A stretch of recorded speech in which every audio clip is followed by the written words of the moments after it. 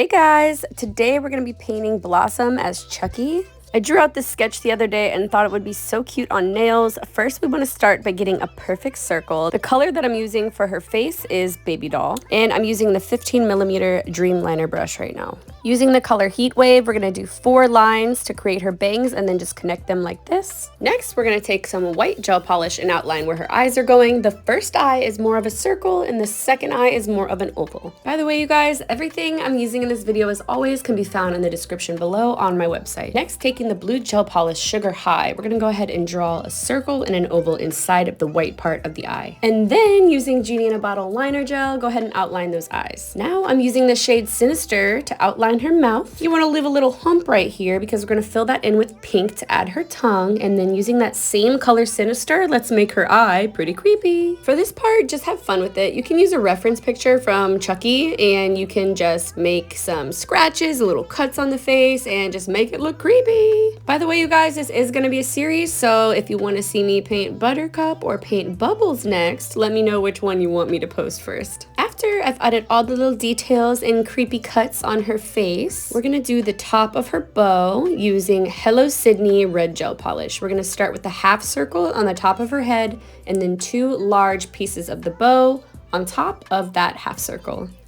If you are new to nail art, of course, make sure that you are curing in between each one of these colors as you go so they don't all run into each other. Once you got your bow how you like it, I'm going to go ahead and grab my shading gel. Now this is not only good for adding shading to characters, but it's also amazing as just like using it as a sketch gel. Think of it as like a pencil. So when you're sketching out a design, when you're normally drawing before going in with like a Sharpie or something, you want to just do a quick sketch. So if you need to like erase anything later, or you need to go over it and cover it up, it's a lot easier to fix later than doing like a harsh black line right now. So I'm just drawing out her body, and now we're gonna add the hair behind her body. Now for her outfit, I'm using the shade Pool Party, filling that in, and then I went in with red, blue, green, light blue, and pink details on her outfit, filled in her arms, adding some little buttons on her outfit, and then filled in the hair using the shade Heat Wave. Now, let me just recommend a little tip to you guys. I'm gonna go in with my matte top coat before adding the black line work,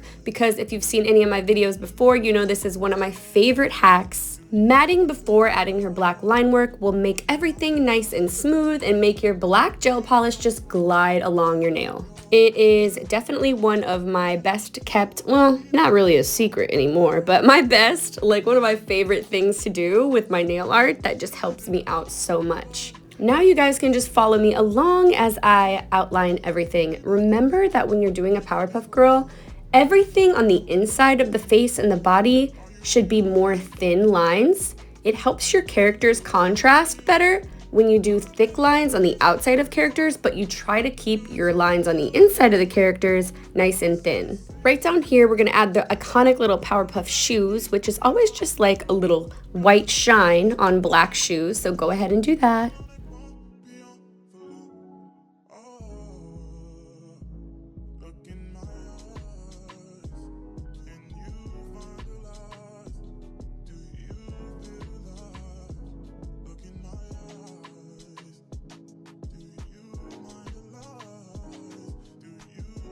And now we just have to add some details on her overall. So I'm outlining the buttons, adding some overall details, and then also decided to add some stitching to really give it that iconic Chucky look.